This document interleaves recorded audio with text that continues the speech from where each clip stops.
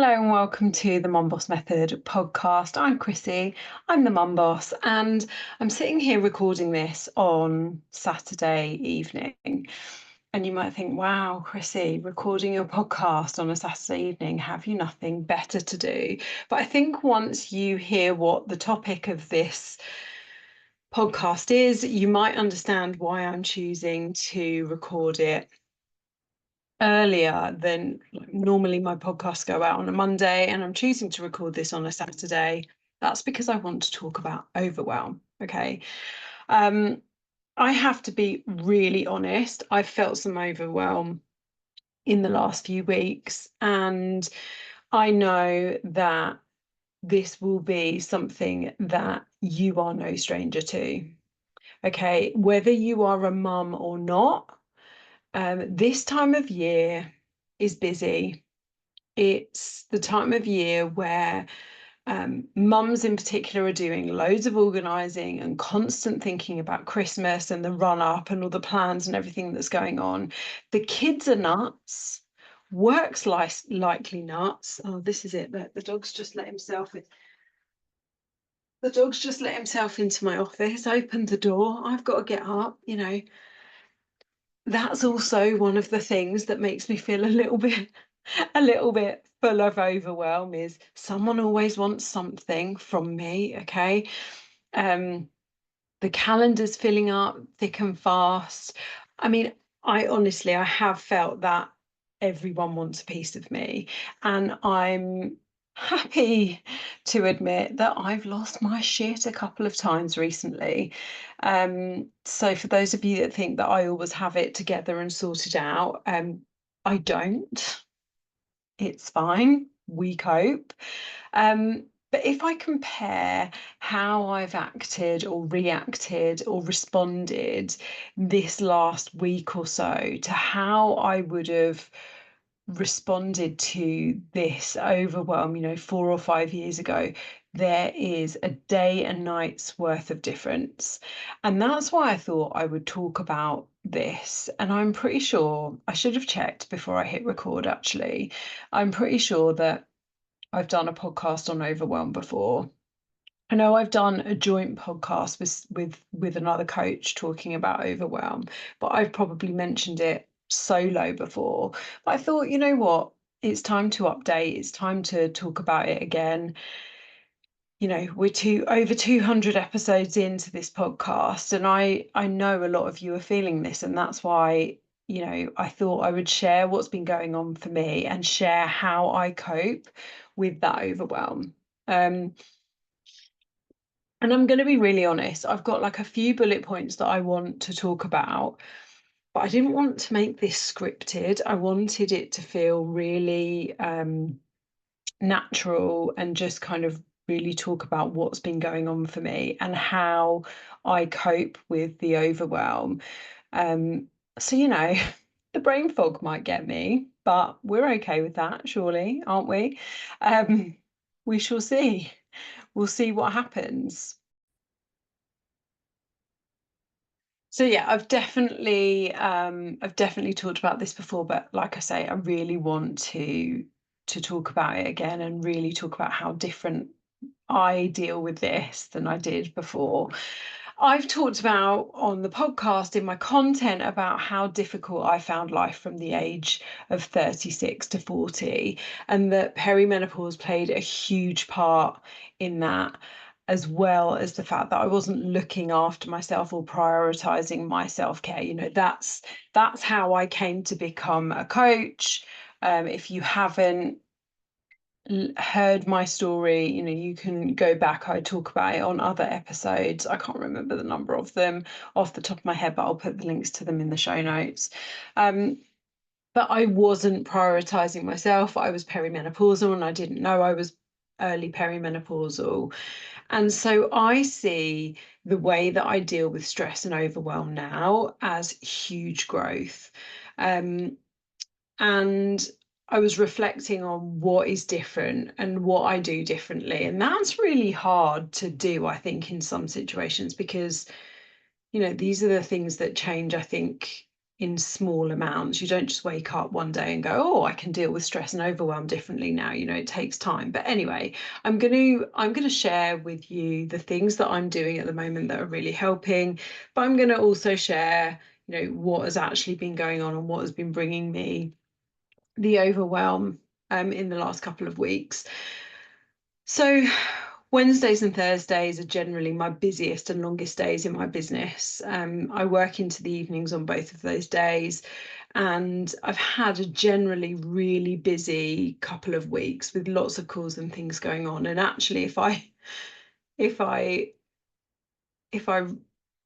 don't know, reflect, I nearly got a brain fog fart then, but if I reflect, you know what, it's been a really busy couple of months, and then I think a bit more and I'm like, it's been a really busy year and a really stressful year. And then I just think, hold on, you're a midlife perimenopausal mum of a teenager who is experiencing hormonal fluctuations and mood swings, and that's me and him.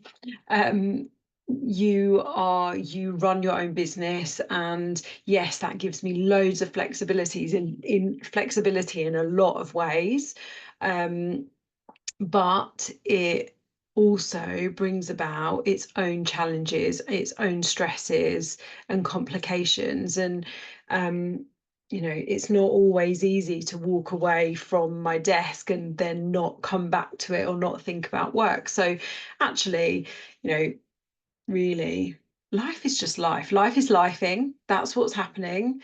And that happens, I think, to all of us. It's never going to be completely smooth sailing. But anyway, this week in particular has felt quite full on with work. And by Wednesday afternoon, bearing in mind that is my absolute longest day, I was starting to feel really overwhelmed.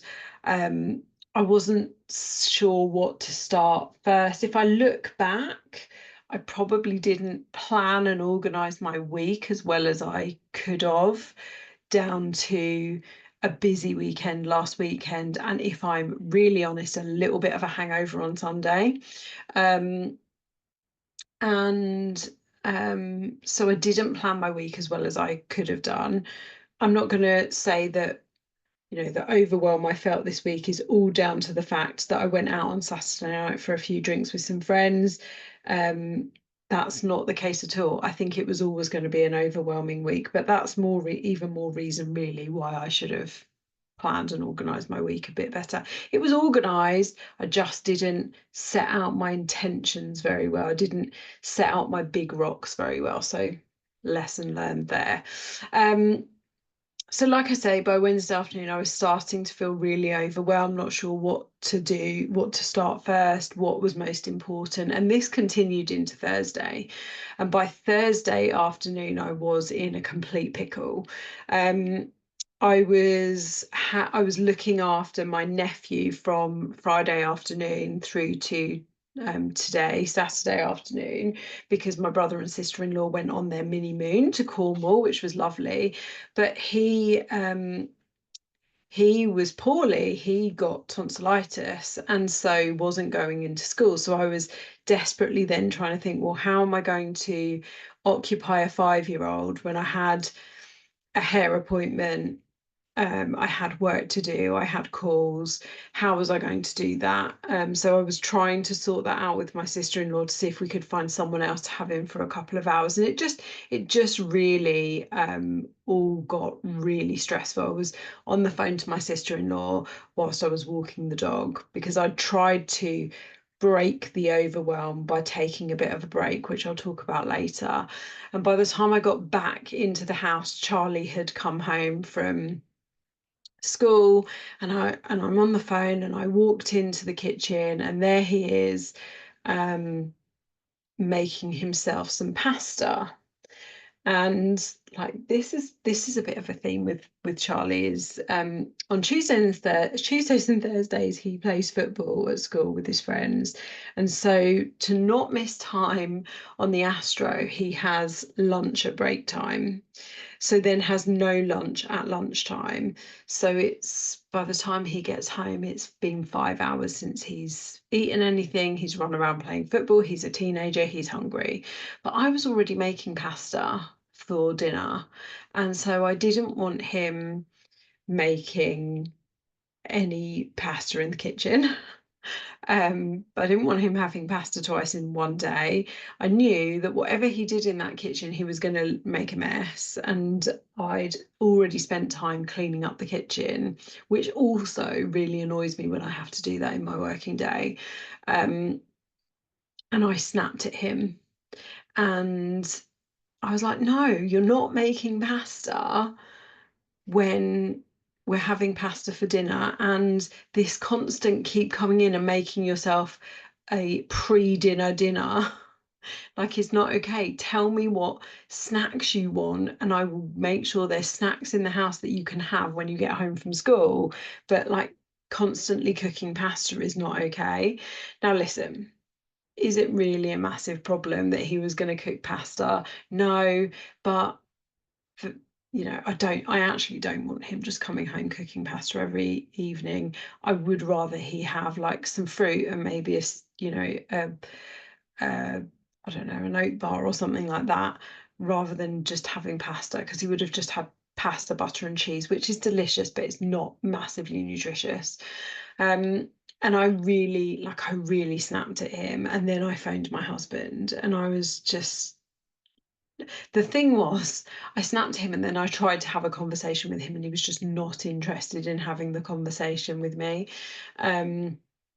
Because he's a teenager, and I phoned my husband and I was like, Wednesdays and Thursdays are really, really like stressful for me. I try to run them like clockwork, and then I come in and I feel like I'm demanded of to make him a snack, and all of these things that was really upsetting me. And actually I don't feel like that. I just felt at the time there was a lot to do. Everyone wanted a piece of me, and I was being dragged all over the place. And then I'm trying to have a conversation with my son and actually almost trying to apologize to him, and he wasn't listening.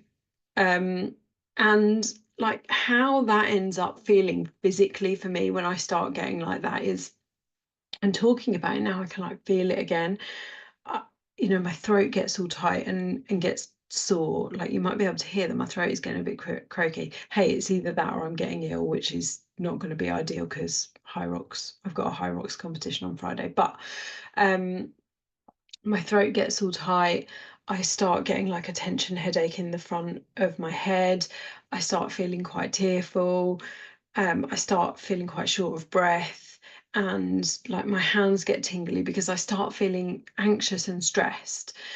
Um, and then I just go into, well, I may as well just give everything up then. If everyone just wants me, like you're getting a real insight now into how sometimes Chrissy can throw her toys out of the pram. But, obviously everyone just wants me to be here to pick up after them all the time. Because you see, the day before we'd had a bit of a to do in the house because, I still felt overwhelmed the day before.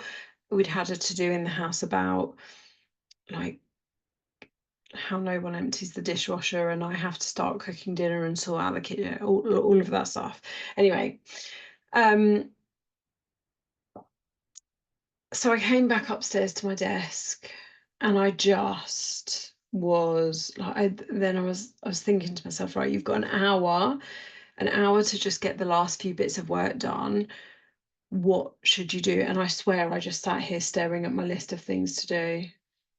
And I couldn't do anything. I felt so paralyzed. And that's the problem with overwhelm, is that you feel like you've got loads to do, and and you're so overwhelmed and paralyzed you can't actually do it. But also it's the emotional reaction to it as well.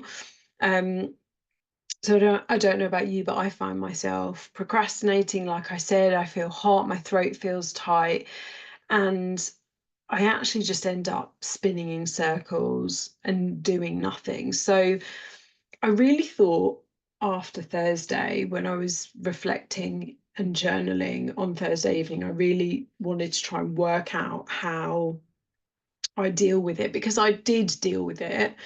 But it becomes a bit more automatic now. So I don't notice that I'm dealing with it as much. I just need a little breather. So the first things I consider are, is it called an acronym or a monogram? It's an acronym, isn't it? HALT, HALT. Now, I've definitely talked about this on the pod before. This is something that is used in addiction circles as well. But HALT stands for hungry, angry, lonely, tired. Okay. And I use this when I'm talking to people about, are you eating because you're hungry? Are you eating because you're angry?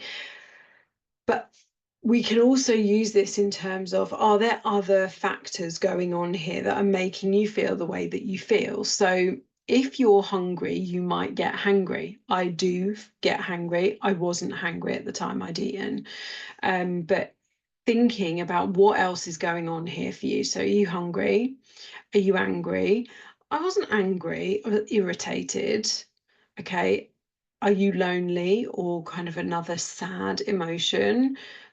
No, I wasn't lonely. Was I tired? Yes. I'd not had brilliant sleep last week. So yes, I was tired. So thinking about, right, what else is playing into this? Yes, you're overwhelmed. Yes, you feel like everyone has a lot, wants a piece of your time.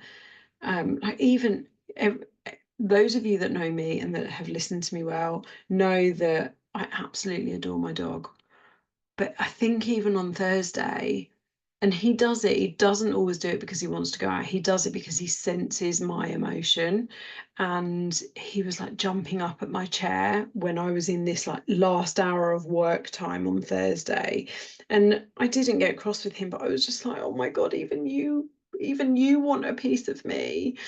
Um, so I had, the first step is to think, what are the other contributing factors that are going on, because it's not just about the amount that maybe you have to do. There are going to be other things going on as well that are going to make that feel worse. Okay.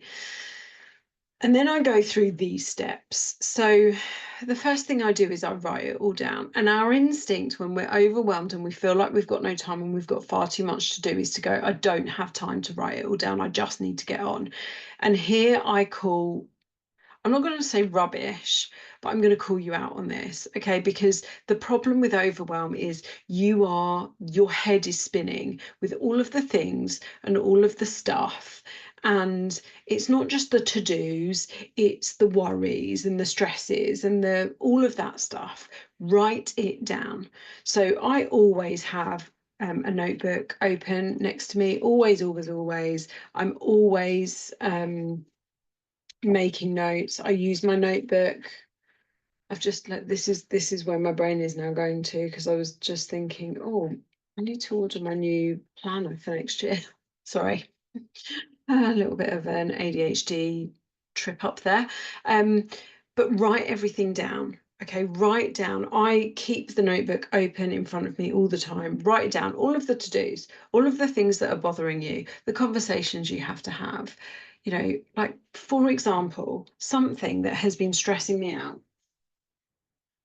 I know not all of you are watching on YouTube, but what you can hear if you're not watching is a package, right? I ordered some gym clothes. There's a surprise. I've got a piece of fluff in my mouth. I ordered some gym clothes. I needed to send some of them back because they don't fit quite right. And this isn't the brand with the shark, but I'm so annoyed at how difficult it is to return these particular brand of clothing. It's put me off buying from them again. It's so stressful. So like, that's one of the things that's just been bothering me, because I can't even just walk it down to the post office. I need to drive 10 minutes to take it somewhere where they can take it back. Ridiculous to me. So write everything down, okay? Everything that you can think of. Then what I want you to do is prioritize. So on that Thursday, I knew that I needed to get back to a couple of messages. I needed to schedule my reel, and I needed to get ready for boot camp. And so I just wrote down that those were the, like I highlighted those things. They're the things I needed to do. They're the most important things.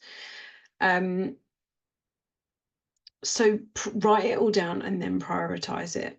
Okay, and if you then have a couple of extra minutes and there are other things that can't be done right there and then or can't be done on that day, schedule them in for other days. Okay. Then I want you to take a break. Okay, now I'd already walked the dog, so I couldn't go out again.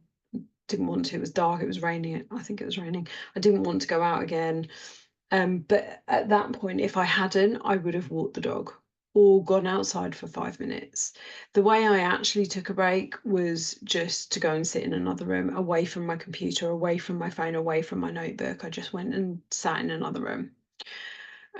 So set a timer, step away, 5 minutes will do it.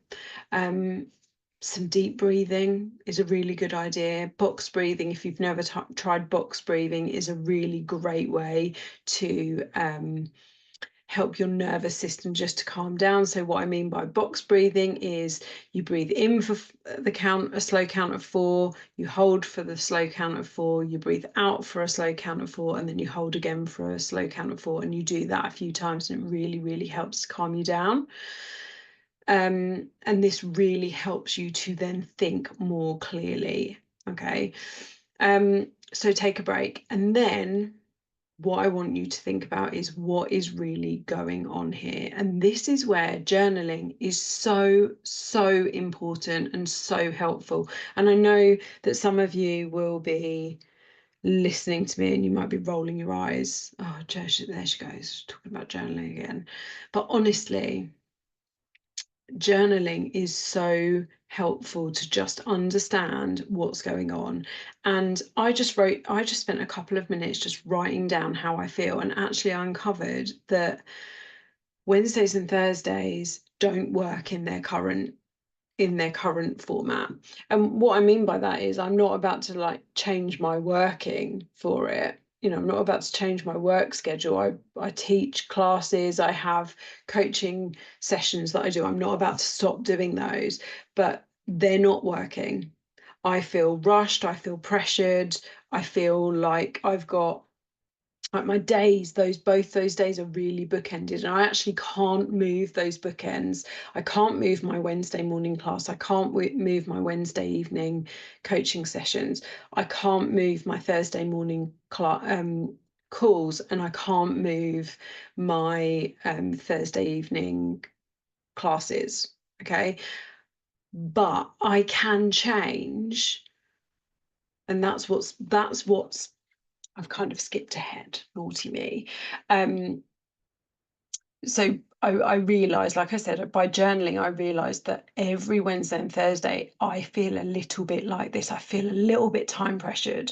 I feel a little bit overwhelmed because the days are so packed and because they're really bookended. And that means that if anything changes about those 2 days, or like on Thursday when Charlie came home and he starts cooking pasta, even though I've got pasta in the slow cooker for dinner, or on Wednesday when I went down to make dinner on Wednesday night, I have to be eaten and finished by 6:30 and out the door for my coaching session. And I came downstairs at 5:30 to start cooking dinner, and I realised that the dishwasher hadn't been unloaded, all of the stuff from the whole day, which is mainly mine, but Charlie's breakfast things, Tom's breakfast things, my breakfast things, my lunch things were all out. But I needed to empty the dishwasher before I could then put everything away and have the kitchen, in a semi-decent state before I start cooking dinner. And that always happens on a Wednesday because Tom leaves the house at 7 a.m. on a Wednesday, and normally it is Tom's job. And I don't say that, patronizingly, but Tom tends to unload the dishwasher every morning before he goes to work, apart from on a Wednesday because he goes to the gym at 7 a.m. And so every Wednesday, I end up unloading the dishwasher and having to clean the kitchen before I start cooking dinner, because we don't have a very big quick kitchen, and there's not space for me to you know, and who wants to prepare dinner around mess? Um, so I realized that, I needed to try to help myself a little bit more with Wednesdays and Thursdays. And so what I was able to do on Thursday, when we were all sat round after I'd taught my classes and we were all sat round having dinner, I said to Tom and Charlie, I need a little bit more help on Wednesdays and Thursdays. So I need for on Wednesdays, I said to Charlie, can you either help me with dinner? Can you walk the dog when you come home from school? Or can you unload the dishwasher when you get home? You choose, which one of those do you want to do?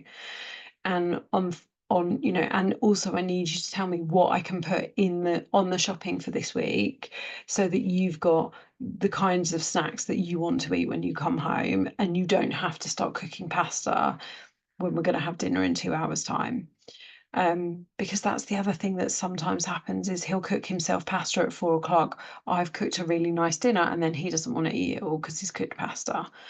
Um, and like, how can they help me a little bit more on those Wednesdays and Thursdays?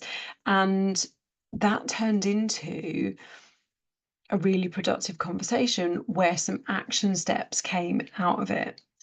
And the reason I'm sharing this is because I know you feel this way a lot. I know you feel that overwhelm, you feel that pressure, you feel everyone wants a piece of me, I can't get a break. And I want to firstly let you know that you're not alone. I know the feeling, I feel it, but also give you some tips on how you can separate out what's going on and deal with it, not just in the moment to help you calm down, but really understand what's gone on. Because you know what, 4 or 5 years ago, in the same situation, I would have gone, I would have just lost my absolute shit. I would have said, none of you appreciate me.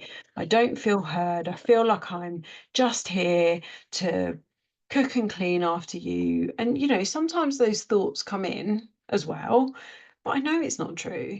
Of course, Tom and Charlie don't think I'm here to just cook and clean and do stuff for them. That's absolutely not true. But unless I tell them that I need a bit of help and I need a little bit of support, I um I need to have a conversation with them. I'm going to tell you something really funny now. So um my husband's just sent me a WhatsApp message saying, to save you cooking, do you fancy a takeaway? Which is really funny, considering what I'm talking about, like with overwhelm and stuff. I need to discuss that with them and see what we're going to have. So yeah, I know that you feel like this. And like I say, 4 or 5 years ago, I would have absolutely just been in a mood for days and days on end, and felt really unappreciated. And this would have turned into a big argument, and it would have been upsetting for Charlie. Like, I'm ashamed of admitting this. I'm not proud of this. But all of this, happened because I wasn't looking after myself, because I wasn't paying attention to my feelings, because I wasn't trying to pick them.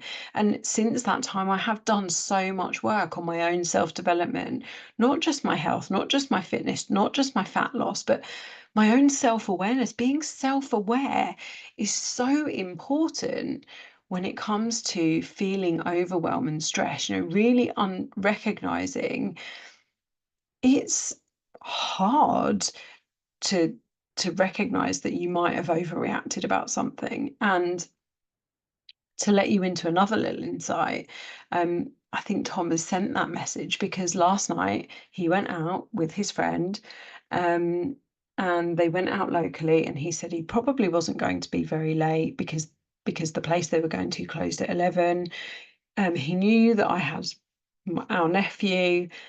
He knew that I hadn't slept very well. Now, normally when Tom goes out for the night, he stays at his mum's house because he's normally closer to her house. And also, because I don't sleep, he knows that he'll either wake me up when he comes in, or I will worry until he comes in and I won't sleep until he comes in. Anyway, there I am going to bed thinking he's not going to be too late. And I woke up at 2 a.m. and he wasn't home yet. And I wasn't very happy, people. I wasn't very happy. And I messaged him and I was like, where are you? He didn't answer me, but I'm not, that absolutely, I can't think of the word, the brain fog's got me again, but I'm not a neurotic wife who was like, where are you? What are you doing? But I was like, he's not been well for a couple of weeks. He's felt quite ill after a long weekend in Barcelona with his friends. And I was like, where are you? Are you going to feel ill again? Also, he knew I was getting up for the gym, so I needed him to be, compass mentis for Jackson. And he got in at 10 to 3. And then I couldn't get back to sleep. So I wasn't very happy this morning. But here's another difference, and more recognition of my own self-awareness is, rather than just be cross all day and make it grumpy and miserable for everyone, I've just got on with that. He's got a hangover, he's tired, but he's also trying to make amends by seeing if I want a takeaway rather than cooking.